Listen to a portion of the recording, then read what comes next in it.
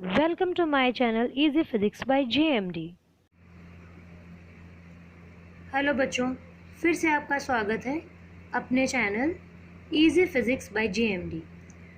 कुछ बच्चों ने आज मुझसे ऑर्बिटल स्पीड यानी कि कक्षीय चाल पढ़ाने के लिए रिक्वेस्ट किया है, तो चलिए अब हम लोग आज कक्षीय चाल पढ़ते हैं।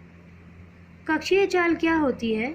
जब कोई उपग्रह किसी ग्रह के चारों ओर चक्कर लगाता है तो वह किसी कक्षा में जिस स्पीड के साथ परिक्रमण करता है उसे हम उस उपग्रह की ऑर्बिटल स्पीड या कक्षीय चाल कहते हैं। मान लेते हैं यह एक ग्रह है जिसे हम पृथ्वी ही कंसीडर कर लेते हैं और इसके चारों तरफ एक ये उपग्रह चक्कर लगा रहा है, तो इस उपग्रह की जो चाल होगी इस कक्षा में उसको ही हम कक्षीय चाल कहते हैं।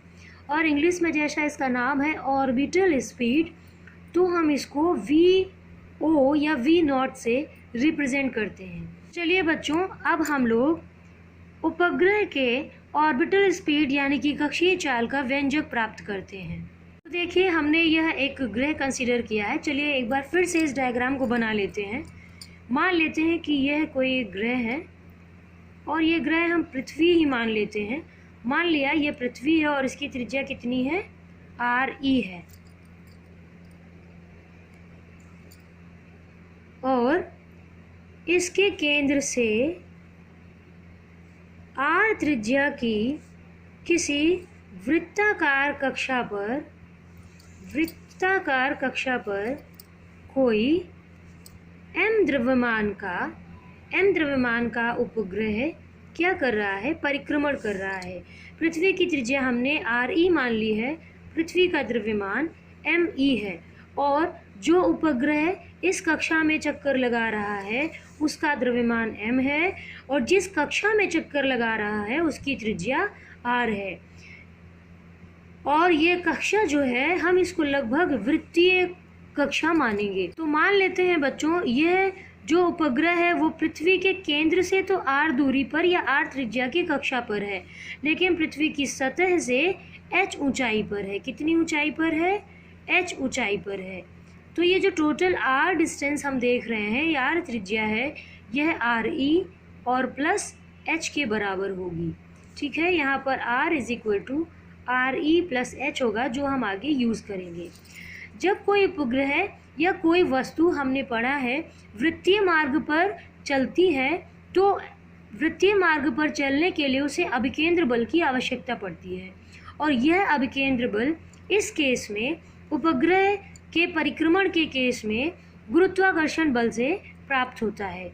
तो अब हम लोग देखेंगे कि जो अभिकेंद्र बल प्राप्त हो रहा है वह अभिकेंद्र बल जो है वो गुरुत्वाकर्षण बल से प्राप्त होगा।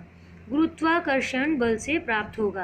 अंग्रेजी वाले बच्चे भी जान लें कि when any body moves in a circular path then it needs a centripetal force. In the case of satellite we are considering here, it will get centripetal force from the gravitational attraction force of this planet and the satellite. तो बच्चों, अभिकेंद्र बल का formula होता है mv²/r। m जो body वृत्तीय पथ पर चल रही है, स्पीड जिस स्पीड से वृत्तीय पथ पर चल रही है, और r त्रिज्या जिस वृत्तीय पथ की त्रिज्या r होगी, तो mv²/r, जहां r है वृत्तीय पथ की त्रिज्या। अब बच्चों, गुरुत्वाकर्षण बल का क्या फॉर्मूला होता है? Gm1 मतलब कि पहले बॉडी का द्रव्यमान जो कि हमने पृथ्वी मानी है, M2 यानी कि दूसरी बॉडी यानी कि सैटेलाइट का द्रव्यमान, और अपॉन में होता है R²। अब इससे हम देखेंगे ये M कैंसिल हो जाएगा, क्योंकि ये हम लोग यहाँ पर समझ रहे हैं इसलिए हम कैंसिल कर देंगे, बट जब आप नोट्स बनाते हैं, एग्जाम में लिखते हैं, तो आपको ये काटना नहीं होता है। बट यहाँ समझाने के लिए हम आपको दिखा दें, ये M कैंसिल हो गया और इस R से, इस स्क्वायर में से एक R कैंसिल हो गया, तो हमारे पास बचा V0² is equal to GME और नीचे एक R कैंसिल हो चुका है इससे और ये बच गया R। अब क्या होगा हम देखेंगे, ये स्क्वायर यहाँ से हटाएंगे तो इस पक्ष में स्क्वायर रूट हो जाएगा। तो नेक्स्ट स्टेप हमको क्या मिलने वाली है, V not is equal to हो जाएगा under root GME upon R. अब यहाँ पर हम देखेंगे ये जो r है हमने शुरुआत में ही देख लिया है, this r is equal to RE plus H. In diagram this r is equal to RE मतलब पृथ्वी की त्रिज्या, रेडियस ऑफ दिस अर्थ, और ये h पृथ्वी सतह से इस उपग्रह की ऊंचाई। तो RE की जगह हम क्या रख देंगे, सॉरी r की जगह रख देंगे RE प्लस एच। तो V नॉट का जो फॉर्मूला है वो बन जाएगा GME और अपॉन में हो जाएगा RE प्लस एच। अब यहाँ पर बच्चों हमने पढ़ा है, अगर नहीं पढ़ा है तो आप कमेंट करिए, हम आपको पढ़ा देंगे कि गुरुत्वीय त्वरण जो G होता है इसका फॉर्मूला होता है GME अपॉन RE स्क्वायर।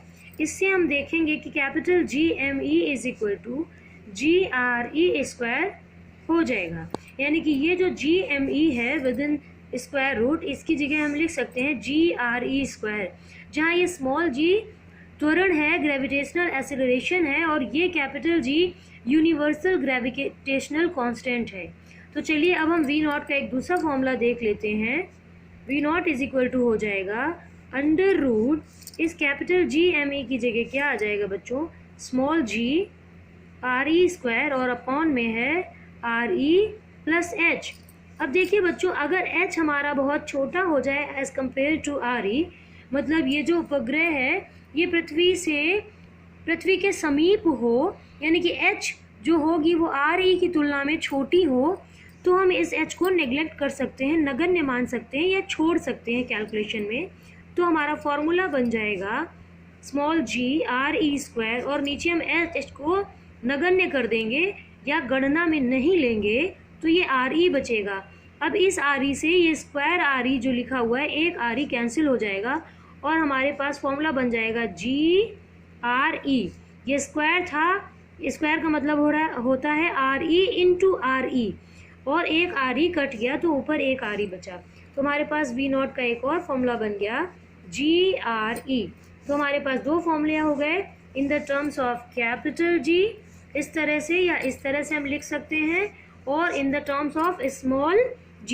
ये जो स्मॉल g है ये आपको पता है गुरुत्वीय त्वरण है, और ये यूनिवर्सल यानी कि हिंदी में बच्चों देखें तो सार्वत्रिक गुरुत्वाकर्षण नियतांक होता है। देखिए बच्चों, अगर हम g की वैल्यू हम जानते हैं, g की वैल्यू जनरली हम लोग जो कंसीडर करते हैं वो 9.8 मीटर पर सेकेंड होती है, और पृथ्वी की त्रिज्या जो RE होती है वो 6.4 इंटू 10⁶ मीटर होती है। अगर हम इन दोनों को रखेंगे यहाँ पर अंडर रूट के अंदर और इन दोनों का मान रख करके मल्टीप्लाई करेंगे, तो हम पाएंगे इससे जो रिजल्ट आएगा दैट विल बी 7.92 किलोमीटर पर सेकेंड। तो पृथ्वी के अति समीप यदि कोई उपग्रह चक्कर लगाता है तो उसका जो कक्षीय चाल होती है वो 7.92 लगभग 8 किलोमीटर प्रति सेकेंड होती है। तो यहाँ पर नॉर्मल g का मान हम लोग लेते हैं 9.8 मीटर प्रति सेकेंड स्क्वायर, 9.8 मीटर पर सेकेंड स्क्वायर होती है।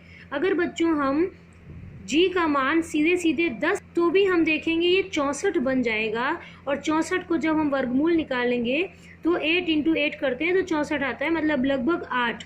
तो 7.92 जो आया है this is near about 8 kilometre पर सेकेंड। तो इस तरह से हमने किसी उपग्रह की कक्षीय चाल का व्यंजक प्राप्त किया और पृथ्वी के अति समीप परिक्रमण कर रहे उपग्रह की कक्षीय चाल की वैल्यू भी हमने फाइंड की।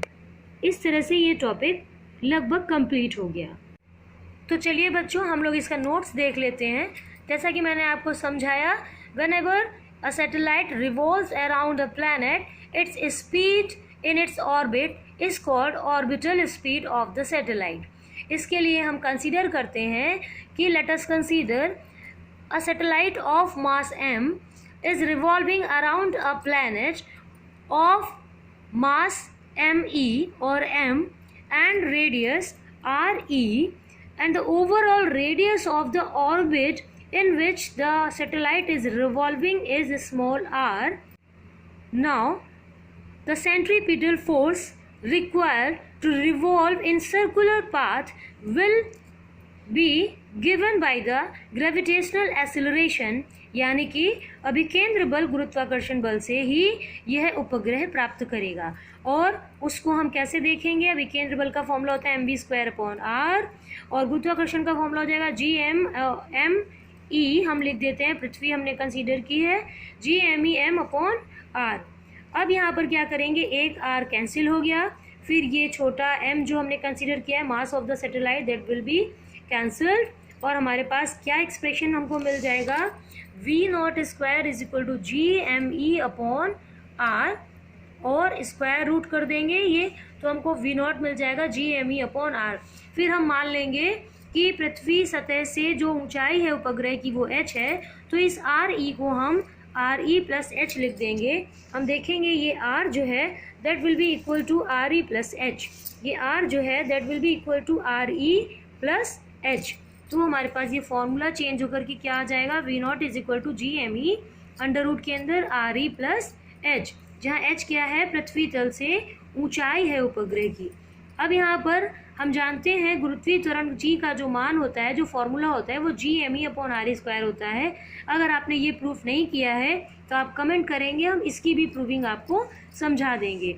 यहाँ से हमने GME = GRE² पाया और यहाँ पर GME की जगह हम GRE² रख देंगे और हमारे पास ये V0 का एक फॉर्मूला आ जाएगा। फिर अब हम एक स्पेशल केस मान लेंगे कि पृथ्वी सतह से उपग्रह बहुत पास है, यानी कि जो h है वो पृथ्वी त्रिज्या की तुलना में बहुत कम है, तो हम इसको नगण्य मान लेंगे और RE + h लगभग RE ही हो जाएगा। यहाँ पर अब हम RE + h की जगह RE रख देंगे, तो ऊपर RE² है, एक RE कैंसिल हो जाएगा और हमको मिल जाएगा √ GRE। अब बच्चों हम जानते हैं g की वैल्यू 9.8 मीटर/सेकेंड होती है और RE की वैल्यू 6.4 × 10⁶ मीटर होती है। तो हमारे पास ये सारी वैल्यूज पुट करने के बाद V0 यानी कि orbital speed for a satellite revolving at a small height or near to the earth surface will equal to 7.92 km/s। बच्चों आप लोग याद रखेंगे, इस चैप्टर में ग्रेविटेशनल या एस्केप वेलोसिटी वाला जो चैप्टर है वहाँ पर जनरली जो भी स्पीड्स हैं वो km/s में होती हैं, नहीं तो साधारणतः हम लोग जो स्पीड्स पढ़ते हैं उनका मात्रक मीटर/सेकेंड या km/घंटा होता है। लेकिन इस चैप्टर में हम जो भी स्पीड्स पढ़ेंगे, अभी पलायन चाल पढ़ेंगे और कक्षीय चाल हमने पढ़ा है, ये km/s होती है, ना ही मीटर/सेकेंड, ना km/घंटा। आप कंफ्यूज ना होइएगा, ये जो वेलोसिटीज़ जो स्पीड्स हम लोग यहाँ देख रहे हैं, these are in the unit of km/s। Now this topic is complete. तो चलिए बच्चों थोड़ा सा होल्ड कर देती हूँ जिससे आप नोट्स स्क्रीनशॉट कर सकें या पॉज करके लिख सकें। ये आपका कंप्लीट ऑर्बिटल स्पीड कंप्लीट हो गया है, ये डायग्राम है और ये एक्सप्रेशन। इसके बाद में आप देखेंगे ये रिज़ल्ट हमने फाइंड किया और फिर ये इस तरह से आप स्क्रीनशॉट करके पूरा टॉपिक नोट कर सकते हैं। ये साइड में जो मैंने समझाया है कि जनरली जो यूनिट्स होती हैं वो मीटर/सेकेंड या km/घंटा में होती हैं, यहाँ पर जो पेयर है वो km/सेकेंड का है और ऐसा सिर्फ इसमें ही नहीं, आपको पलायन चाल भी इसी यूनिट में देखने को मिलेगी। और ये आप पूरी तरह से टॉपिक समाप्त हुआ। अगले टॉपिक के लिए आप कमेंट करेंगे। Thanks for watching the full video.